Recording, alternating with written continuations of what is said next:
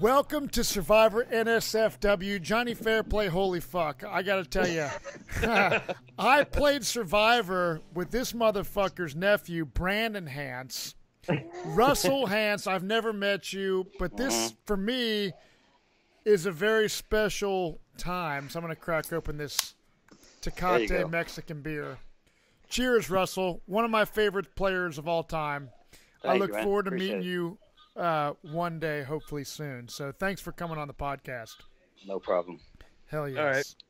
So Russell, we're talking season 40, and before we start with the idiosyncrasies of season 40, one of the players on that season is Nick Wilson, winner of Survivor David versus Goliath.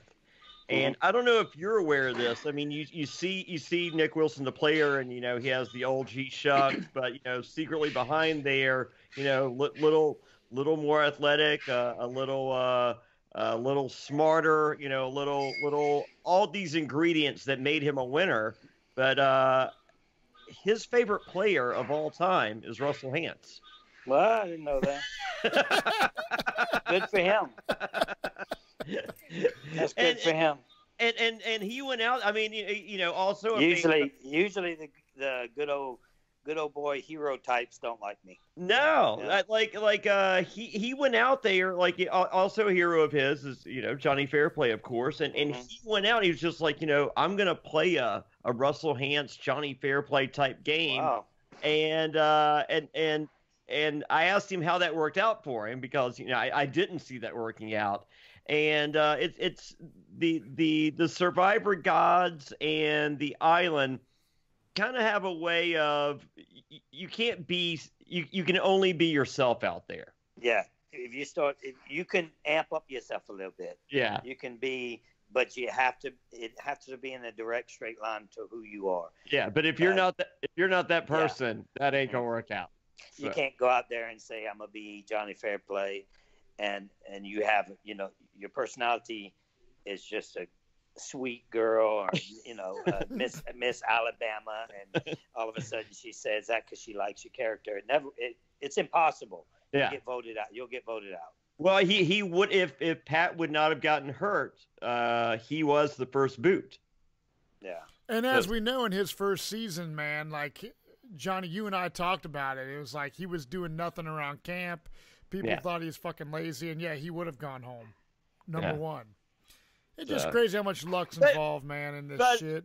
But him being called lazy was him looking for idols. Yeah, but there is luck involved. Yeah. But I also think there's skill in the game. Yeah. I mean, if you like Johnny just said, if he's not looking for idols, if I don't look for an idol without a clue right off the bat, if I just sit there and hope that luck, is going to help me, I would have went home a long time ago. Yeah. So I think that there's some skill involved. There's some luck involved as well. But if you can get that little bit of luck and you have some skill, you can get far in the game. Hell yeah.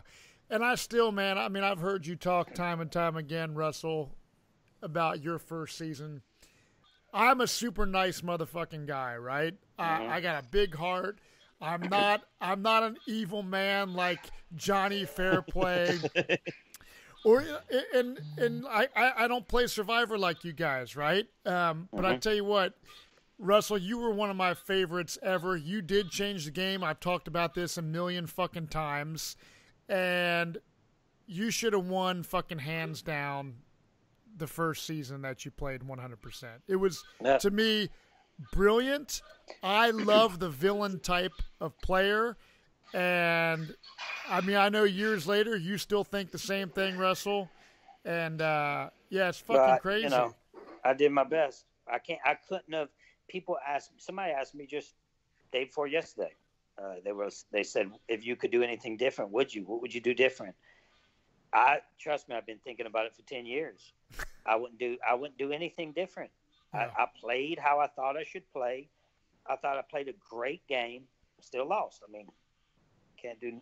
What am I going to do different? Is that a curse, Russell? Is it like it's 10 years later? I mean, Johnny and I talk every week on our podcast, and he brings up Pearl Islands and this and that, and It is Survivor's crazy because like life goes on and the years go by, but it's even for me, I think of the what ifs and the God, I would love to do it again. And well, they got two types of people that play the game nowadays, and it's veering to the social media type more than it used to be the OGs, to where it was more of a passion for me. They didn't have Facebook, Twitter, Instagram, none of that stuff. And once I played, it became something that was embedded in me. And there's people say, "Oh, forget about your 15 minutes of fame. Stop talking about it. It's over." I'll talk about it to the day I die because it was a great experience in my life, and one of the best experiences of my life. Why would I want to forget about that? You know. And it's great to be able to have that experience. Now, you are a Survivor legend. I know, here's the deal. I just want to talk about this because on my season, Survivor Caramoan, I played with Brandon. Brandon went fucking haywire over Philip Shepard, right? I saw that firsthand at the challenge, and Jeff was massaging Brandon's shoulders. It was fucking one of the craziest things. What did he? I heard he chased somebody with machete. Was that true?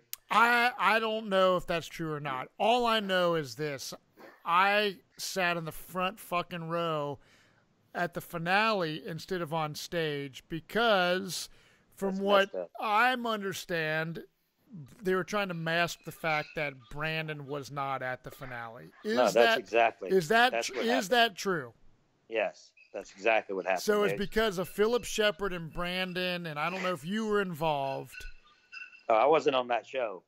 Yeah, but weren't you coming as his guest, and they were worried about a physical altercation between you and Philip? I did go as his first time I went. That was okay. No, me and him had some words on Twitter. Yeah. So as soon as that happened, Dr. Liza, she starts calling me. Yeah. Hey, Russell, are you planning to come to LA? I'm like, I just want to, enjoy myself.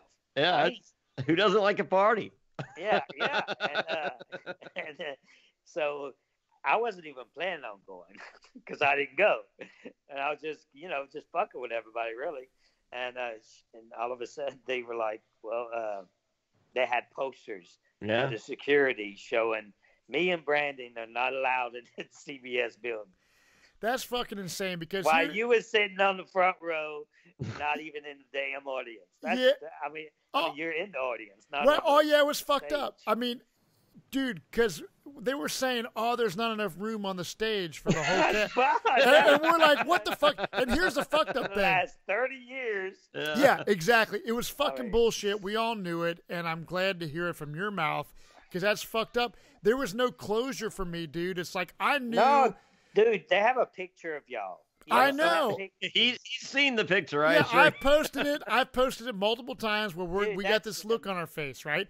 Here's the thing. Perfect. Yeah, I know for a fact, like, I wasn't expecting, dude, to be on stage with my cast. I didn't make it far enough in the game for them to, like, ask me all these questions, right? But for me to not be able to be on the fucking stage with my cast, to look out at my friends and my wife that were there as closure to my experience, it's fucked up. It's the only time it's ever fucking happened. That was a huge mistake by Jeff. And I don't know if it was Jeff or CBS or who made that decision, but it was a huge mistake, and that's why it never happened again. You'll never see it again like that. And lucky old fucking Matt had to be on the fucking receiving end of that shit. But anyways, here's the thing, man. Season 40, there was, Johnny and I talked about it being a legend season, right? I personally would rather see a legend season with people like you and Coach and Sari and Johnny Fairplay and people in my mind when I think of legends. That did not happen, okay? It's season 40. That almost happened. It almost happened. Is that what was happening? I don't know if that was almost happened. According to rumor and innuendo, that was almost happening. I'm just going to straight up ask you this. Are you on CBS's bad list? If they do a legend season, Russell Hantz, you are the epitome. You fall in the legends category, in my opinion, as a Survivor fan. Right. If there's a legend season, are they calling Russell Hantz on the phone? I would think I'm not banned from CBS. I would think absolutely I would get a phone call. Okay. But I am 100%. I am positive I am not banned from CBS, and probably the opposite for Brandon. Right. Right. No, well, that's good news because honestly, I would love in a Legend season if you and Johnny Fair. I don't think this matters or anything, but I was told.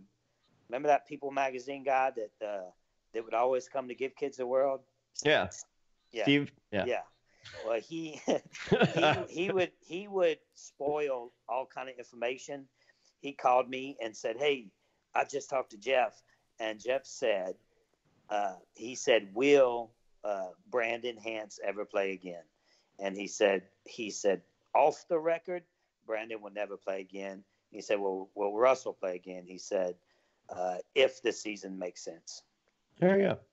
Well, that's good news because I don't want to see Brandon play, and I don't think Brandon is in the. I don't think Brandon's in the right mind. Like, I want to see Brandon, as just an outsider looking in. I want to see him succeed in life. Brandon happy with life somewhere. Yeah, that's what I'm saying. I think Survivor's too gnarly of an experience. Right. I think some people it's just not good for. You just shouldn't ever do it. Right. And Brandon's better off where he is right now. He's got a good little relationship. He's happy, seems happy, and that's good. Yeah.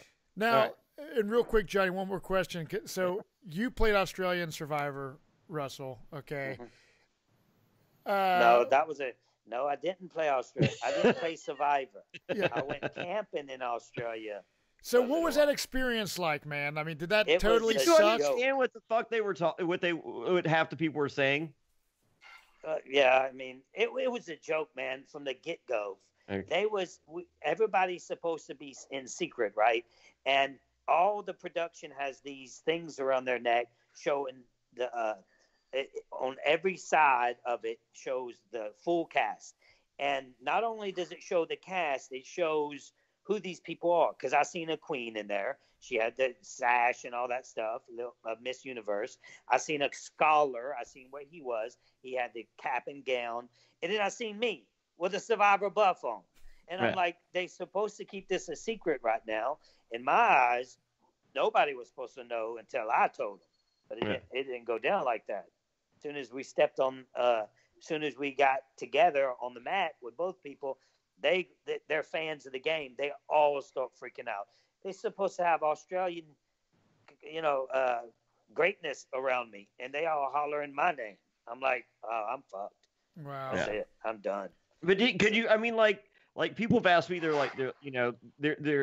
a rumor that they're going to pull more U.S. survivors to go play, and people have asked me. They're like, Johnny, do you have any interest? If you're not playing the one here, would you go? And I watched your season, and if it wasn't for the subtitles, I wouldn't understand half the conversations.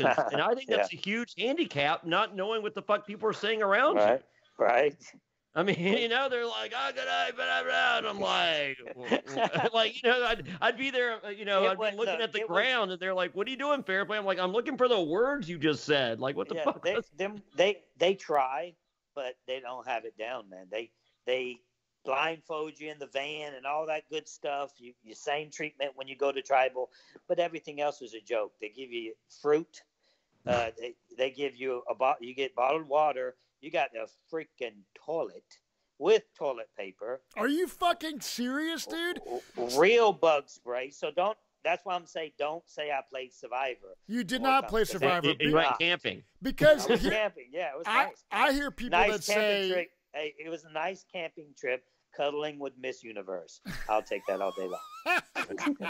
Because everyone's like, oh, it's so gnarly. It's like 50 days or whatever the fuck it is. They are so full of it, man. Yeah, I was so comfortable. I was like, man, this is nice. Campfire there. I'm not even. You had your little vest on. You look like you were bartending a wedding. Oh no, you can get 5 items. You can say I want a coat. I want insulated underwear. I want another jacket on top of that. You have 5 items you can choose from. That's fucking insane, dude. And they told me, Australian they said, Survivor, they don't man. give y'all items. No, all mine were fake wedding rings. I wasn't gonna waste my items on Oh yeah, stupid he was shit doing like that. He was doing the wedding ring gimmick. Yeah. He'd swear he's just like, look, I swear on got my mine. wife's life. Yeah, because I will give you the ring to hold to prove it. Yeah. And then he's like, look at all these rings I got. Yeah.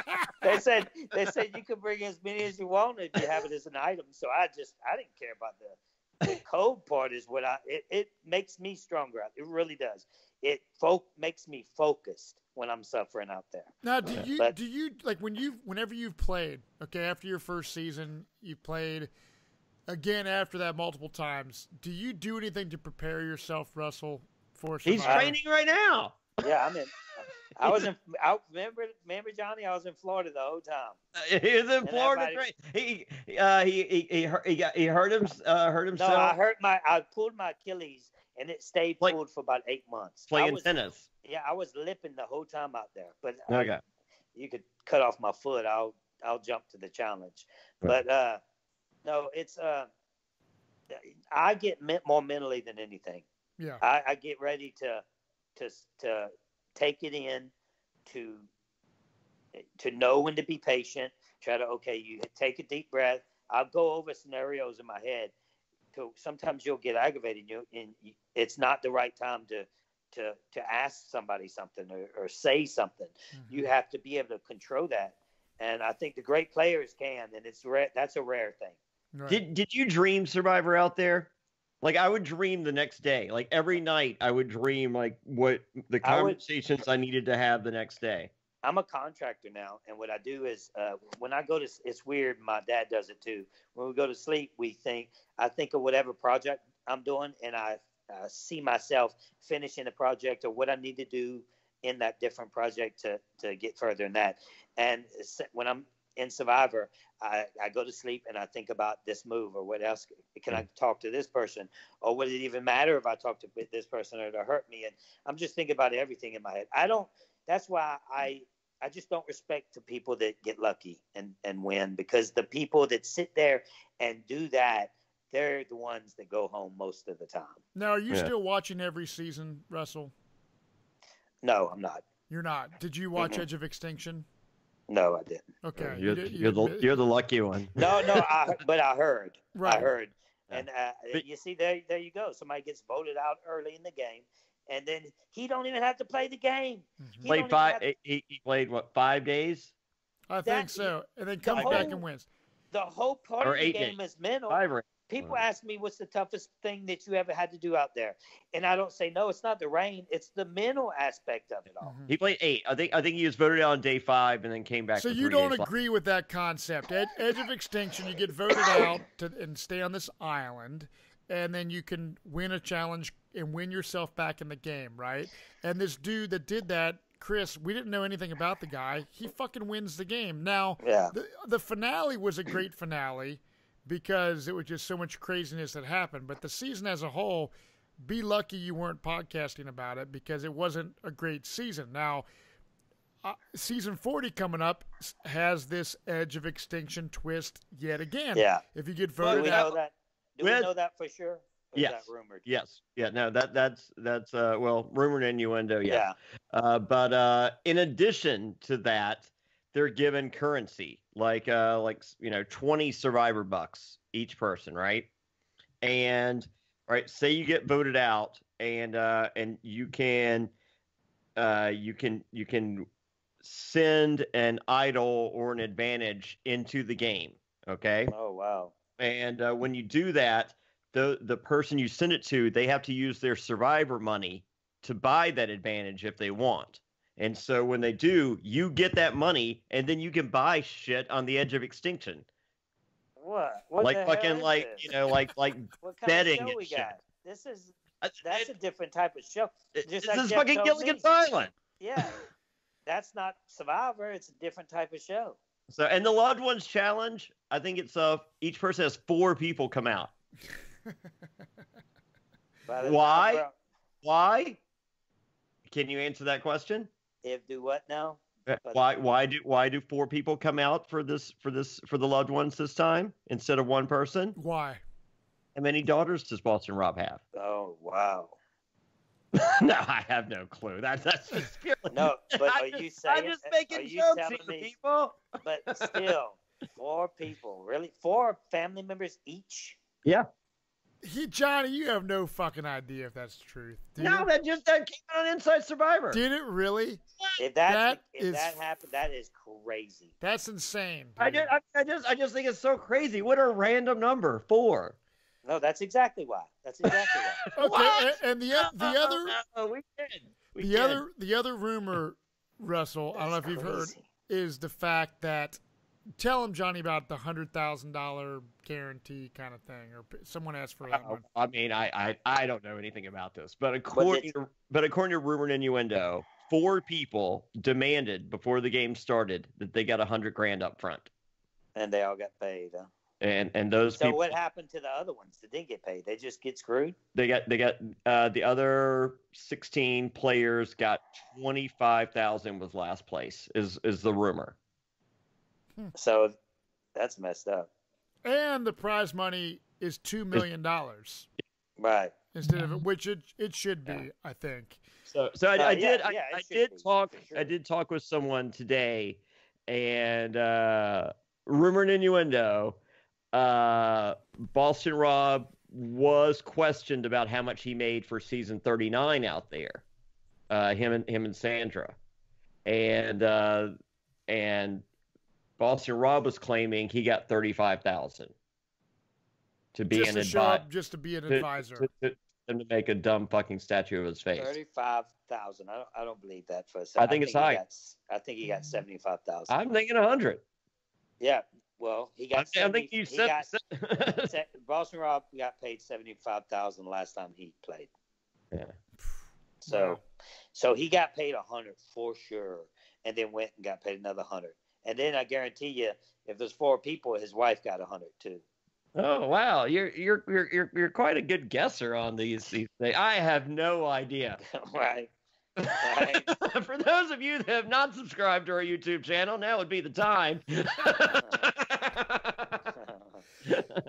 So Russell, you have a podcast yourself. Is it the Russell Hand Show? That's what it's called? Yeah. And I know you've kind of been inactive on that. What is the deal with your podcast? He was on assignment. It's really hard for me to podcast on stuff. I podcast every once in a while on different things, but podcast on something I'm not being interested in, like the seasons when I don't want to watch it. We are starting up and ramping up for season 40. There's no way I'm not going to be podcasting on that season. Yeah, because look, it's someone may win 3 times. Someone's winning 2 times. You may have a first time winner going home for the first time.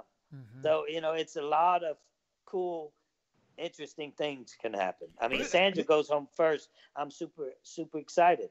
You know what? I'm super excited if Sandra goes home first. How about that? All right. So once you go to the Edge of Extinction, since you didn't watch that season, the way you get voted out, you go to Edge of Extinction, and you stay there. At the merge, there's a challenge to go back into the game, and then with 3 days left, there's a challenge to get back into the game. But at any time, you can raise the flag.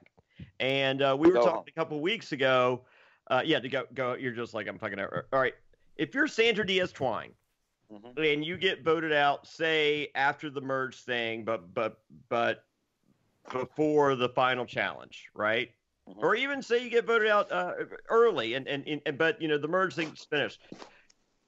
And there's some legitimate challenge people out there, mm-hmm. on the Edge of Extinction with you. Does she lose? Let me tell you about Sandra on Heroes versus Villains. We were doing a challenge. We put it where you put your hand in the air, the one Parvati won. Yeah. We had all had our arms in the air. Yeah. And Jeff said, if I gave you all $50,000 and 2 movie tickets, would you leave right now? She's the only one that said, hell yes. Yeah. Okay. But okay. So, but she's considered the best. Yes. No. Okay, so but say there's only there like we just have the merch challenge is done. She's on the edge of extinction, and she's looking, and there's all these challenge monsters, and she's like, "Fuck this," and she raises leaving. the flag. Yeah, she's leaving. Does she lose integrity as if she is no longer a legend? Really? I think it's not just this though. It's her last time she played. She goes her early. She comes back. If she straight up quits, you gotta take her for sure. You have to take her down. Take her statue down. Take her stat. Wow, because I'm just like I think she's smart enough to know that she ain't beating anyone with any athletic prowess whatsoever. I think she's the one person that almost gets a pass. I don't give her a pass, man. Well, yeah, I mean, does Russell Hantz? No feelings aside, or you just can't. I have super close friends that legitimately quit that game. Purple Kelly, and I defend them. Yeah. But I'm like, but she shouldn't get a chance to play again. And I'll say that to her in her face. But the thing is, if Sandra does something like that, then that's it, man. She should never play again for sure. And if a legend season happens, we're going to have a 2-time winner. If she, obviously, I don't think she's going to go far. We're going to have another 2-time winner. So 2-time winners kind of makes the first, 2-time winner. She has to be a legend. What if Sarah's a 2-time winner? What if she does the same performance, boring, but she happens to win the game? Does that make her a legend? They're going to say, nah, she's not a legend. Well, Sandra has 2 wins and 2 quits, or whatever they were. Is there any scenario if you're on a season and you're on edge of extinction and you're like, dude, there's no way I could, like, you would never quit? No, dude. That's impossible. That's an impossible thing. I know. That's what I'm saying. If you love Survivor. When I got back from Australia and played that camping trip with Miss Universe, when I got back cuddling with Miss Universe, that's what I'm gonna start saying from now on. When I got back from cuddling with Miss Universe, I forgot what I was gonna say. That Miss Universe thing got me now. What was the question? Oh, you would never quit. Oh yeah. No, when I got back, people said that I quit the game. That was a rumor. Oh, Russell quit. I was like, what? Who? What? That's craziness. That's just craziness. Mm-hmm. And I wish if they did a challenge, and this is serious, I swear on my kids, and production's not here. There's no cameras here. So I was like, look, if we do a challenge and they cut one finger off at a time, I'll go first. Oh. And then we can see who wins that challenge. Right. Do your hardcore now. To this day, yeah, I would go last on that one. Right. I am the thinking man Survivor. So Russell, years later, you are a legend. Do you get people hitting you up via social media platforms all the time, just saying, "God, dude, you should have fucking won," or "You're the fucking greatest of all time"? Like, do you have people years later hitting you up? Yeah, I mean, we went out to the beach the other day, and like 7 people, different people, came. It was one of the most in a while, but I don't go out that much anyway. But they, it's crazy, and the first thing they say is, "You should have won." That's all I ever hear. That's crazy because like anytime that like I get in a conversation with somebody about Survivor and shit, and their fans, or maybe they're like, I used to watch that show, and I'm like, oh yeah, I do a podcast with this guy Johnny Fairplay, the dude that did the Dead Grandma Lie. Everyone fucking knows about that, and everyone knows about Russell fucking Hantz. Yeah. I'm not just saying that because I'm doing a podcast with you guys. I mean, just think if they did a season, a legend season, and they had me, Johnny, Coach, Richard Hatch, Jerry. Just Parvati. If she wouldn't have played this, she would have been there. Even crazy. Who was that crazy woman? Equally to Philip. Debbie. Yeah. I would cast Debbie in a heartbeut on a legend season. Right. So it's like she has a legendary resume. I mean, she's worked 8,000 jobs. I mean, right. If that's not enough to. I just think it would have been. It's what they needed. And in my opinion, I think it's what Jeff wanted, and I think things changed. Mm-hmm. Well, yeah, 100%. I think that CBS wanted an all winners, and Jeff was fighting it. I think that, to me, I'm excited for the winners, like you are. You're going to be podcasting about it. I'm excited for the season because it's going to be interesting. However, I would have way rather seen a legend. It could have been more interesting. A winner's season at 50 is a more interesting season, a more diverse cast. Right. So now, and here's the other thing that we've talked about, Johnny and I. So there are people that did not even get a fucking phone call for season 40. There's only, at the time, what was it, Johnny? 39 winners. So Chris Daughtry. So you have the first winner ever. Richard Hatch doesn't get a phone call. He got a call. He got a phone call? He got a call originally, and then they said, relax. And then Tina Weston got the same call. So he got a call for Legends. Yeah. So, but the thing is we know Chris Daughtry, Mike Holloway, Fabio, Brian Heidick. Yeah, they did not get a call. Natalie White. No, did not get a call. See, I was saying a couple weeks ago, if I'm casting, I mean, at the time there'd only been 38 winners at the like. I'm making 38 fucking phone calls just to muddy the water. Yes. So to fuck up pregame alliances. I'll call them all. You definitely. It's just like, I mean, like what's there? Like you call Fabio, it's just like, hey Fabio, what are you doing? It's like, smoking a joint. I don't know. Right. What are you doing? And you're just like, he's smoking it. I mean, like, and then Fabio's calling whoever. It's just like, right. And they're like, oh fuck, Fabio's gonna be out there. And that's one less alliance that one less pregame alliance that they're hopefully not making somewhere else. And we get a clean game. Dude, I think people are taking themselves by playing.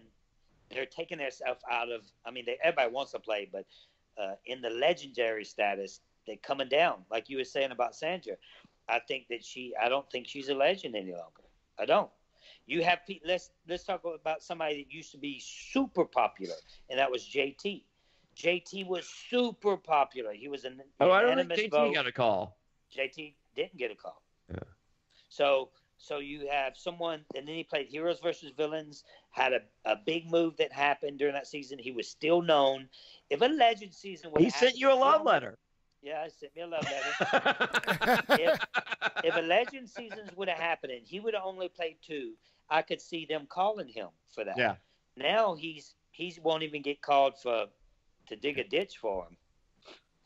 All right, so who do you like that went out there? I think Kim Spalding is a great player. Okay. I don't know none of them personally. Yeah. I don't know none of them actually. I mean, Boston Rob. I mean Parvati, but Parvati. I know. Sandra. Yeah. Okay, so who do you like? Who do you like to do well? I think Lisa is going to do well. Who's Lisa? I mean, Lisa. I think Parvati's going to do well, man. I think she's going to do well because I think that she is going to align with all the people that don't go to, or they all go to the party. Said all the new people, all the newbies. I think that they're going to have their shit together. I think I feel the key to doing well in an all-winner season is adaptability and changing up your game. And I don't think Parvati. I may be wrong. I would be shocked. I don't see her playing that same temptress character that she played before. You know what I could see her doing? Going back to her roots. All Girl Alliance. I could see her doing something like that. Yeah. Look at them, Kim. Look at the girls that's there. Well, she's married with a newborn. I mean, you can't. The temptress gimmick ain't gonna work out there. No. Well, yeah.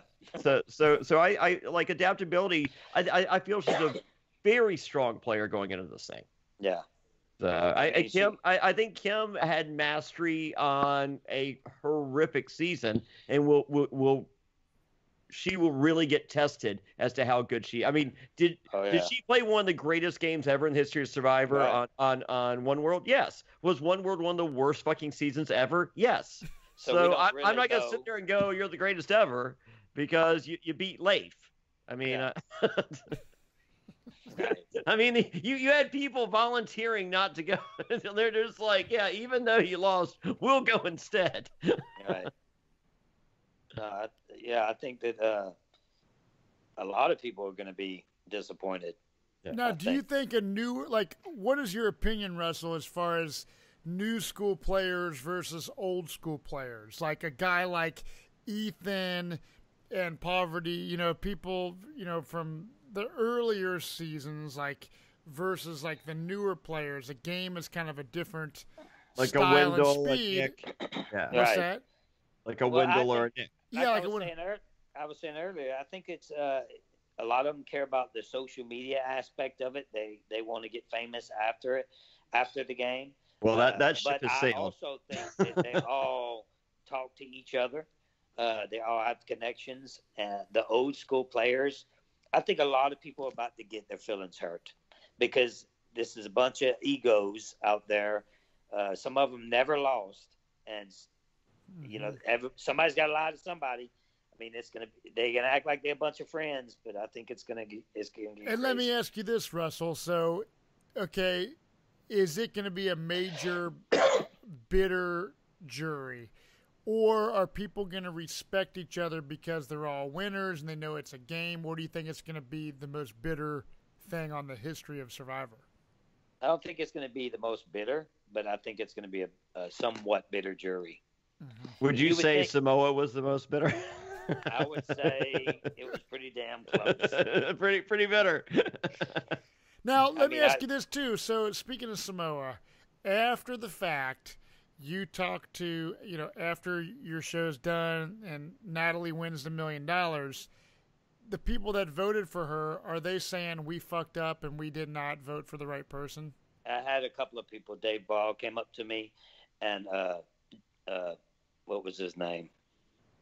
The first speech guy, he was in the last speech, said that he switched everybody's vote because of his speech. What was his name? Brett? Not Brett. The one we voted off first. I don't know. Someone will fucking comment. But Yeah, anyways, right. in other words, that person meant a lot to Russell, you can tell. yeah. Right. So, But I'm saying, do you think people realize, oh, yes. They have to by now. I don't think someone like Laura will ever admit to that, but Monica has told me, several of them. About Shambo. Shambo voted for me, so. Okay, there you go. Now, so years later, do you still get bummed about it, or is it, move on? Oh, no, I don't get bummed about it, but it's just crazy. I still think about if I would have brought someone different, what would have happened. Mm-hmm. And I can't put any combination in my head to where I would have won because they were sitting at Ponderosa. Monica told me this, that they were sitting there and Laura was trying to make it to where they split the votes so I wouldn't even get second. So they were trying to figure out a way to split. Before my speech before anything was said, before I had my day in court, they was trying to split it so Mick could get second and I would get third place. Then they said it was too risky, so let's just go ahead and all vote for Natalie. And you were one of the most literally memorable and gnarly players to play. Like, when I watched your season for the first time, I immediately loved you, and I'm like, this motherfucker, man, he's playing a fucking crazy, badass game. What did the producers, when you were playing, think of your game? All the people before you, right? There was people that were fucking playing these conniving games, obviously, but you stepped it up a notch. So did the producers that are interviewing you on your little fucking walks, did they like you, or did they think this guy's because I know that people fucking like Ozzy, for example. Yeah. The production hates him, thinks he's a fucking cocky asshole. From what I've heard, Right. I've never met the Oh guy. no, I was. What did they think of you? You were well liked. I was well liked by all of them. We would have conversations, after they stopped filming. Johnny knows how that works. And they, one time I went up to one of them and was like, "So tell me," it was like final three. I said, what are they going to think about me? Just tell me that, because he wouldn't tell me nothing specific. I said, just tell me what the viewers or am I going to be loved or hated? He said, you're going to be one of the most hated. The first episode, you're going to be more hated than anybody in the history of the game, and then it's going to turn around and people are going to love you, and that's exactly what happened. There you go. So and that's almost how they aired it. Yeah, well, I mean, honestly, I remember coming home watching Johnny Fairplay do the midget Russell. I did. Yeah, I did Dorfman Golf as Russell Hance. I blacked out the tooth and a half. I think you were on your knees or something. Yeah, I had shoes on it, like Tim Conway's Dorfman Golf deal. I was like, I'm Russell Hance. I was like, who's this jackass? So you obviously would play the game of Survivor again if you were called for a future season. No questions asked, you would be doing it. Yeah, I would play. All right, I got a question for you because people think I'm crazy for saying this. So they've changed the prize money for season 40 to $2 million for the prize. Do you think that continues? Because I said a couple weeks ago, I'm just like I think they leave it. I mean, $2 million. I could see them leaving it, but I don't think they will. They'll leave it. They'll bring it back for Legends or any named season to be $2 million. Okay, and then just go back to the $1 million on just nukes. I think so. I can live with that. I mean, I don't think that's crazy. Like people are just like, I mean, they're not going to go back. They're doing $2 million one time only. I'm like, do I think $1 million is a lot of money? Yeah. I'm like, but in the grand scheme of things in 2019, $1 million is not the same as it was in 2001. Yeah. It's not. $1 million. Yeah. It's about like that. Yeah. So what is next for Russell Hance? So you're a contractor right now doing projects.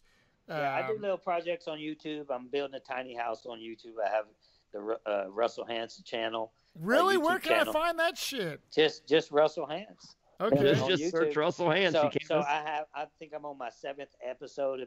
I turned a regular nasty old RV. I tore it all down, started with the frame, and right now I have the tin roof on and everything. I mean, it's starting to look like a house. But cool. Would you live in a tiny house? Hell yeah. Really? I like that. Oh, fuck that. I'm looking right now. I'm in my office. I'm looking in the other, that's my game room over there. I have my pool table. I got slot machine. I got my turntables. I love tiny spaces. Oh. I enjoy that kind of thing. Oh, I mean, I'm right there. I like some tiny spaces too, brother. You know? Right, right. No, but we're going to start up on the podcast for season 40. I'm not missing that one. You're not going to make fun of 39 with the stupid statues? I might do one on that.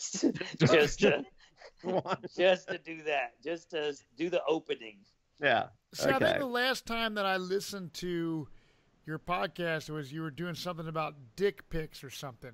And I don't think and then I think it just kind of epidemic dick pics. Yes. Yeah. Yes. Yep. How many dick pics do you have out there right now, Russell? I Googled it the other day. I couldn't find it, so okay. I guess I'm lucky so far. So far. It's the women you choose to send them to. You got to make sure that they're the type of women that don't roll like that. Yes, sir. Yes, that is very important. And don't we talked about this on the Patreon Q&A. Was it last week, 2 weeks ago? Mm-hmm. This wrestler Ricochet. He had a video of him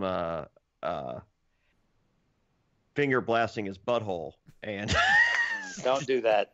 Never Don't send out that video. That's not the video you should ever. I mean, like you can't see his face, but there's identifiable, his abs and his tattoos. So, but yeah. So like whenever you're. I couldn't even get my hand around to do that, so I'm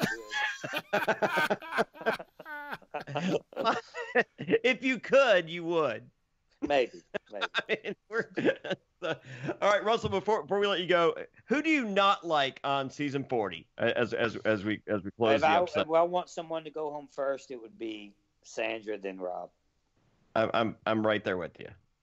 So. Well, there you have it. Russell Hantz, I tell you what, I always told Johnny, there's a few, like we interviewed Sari, I don't know, a month or so ago. Johnny and I were just at Big Tom's place out in Virginia with Lex. I love those guys. So doing a podcast with those guys and Sari, and then now you. This was for me like bucket list type shit, dude. Like I don't get fucking. I've met a lot of fucking people, and I'm part of the Survivor family, obviously. But as far as survivors that I love to be able to, do the podcast with Johnny, but talk to you, dude. It's been fucking awesome, and I hope we get to fucking. We will meet. It's crazy because some people that don't even get to know me, like these events, the cool ones like you, when you get to know each other, you have a good time and it's cool. Everybody's cool with each other. Right. But they have some that just don't even want to get to know you. They don't even want to. They think that they're above others or something, or I think Russell thinks he's better than anybody else, and don't even try to talk to me or get to know me. That's why me and Johnny get along, because we both know we still full of shit. Yeah. We've had some good times in Vegas, that's for sure. Oh goodness. Well, thanks for coming on for sure, man, and I look forward to hearing your podcast on season 40 and getting your take on it. Yeah, everybody search YouTube Russell Hantz. You'll find him building tiny houses, and because Russell loves tiny things, and or getting into tiny things, and also his Patreon he'll be bringing back for season 40. That's you can search the Russell Hantz Show.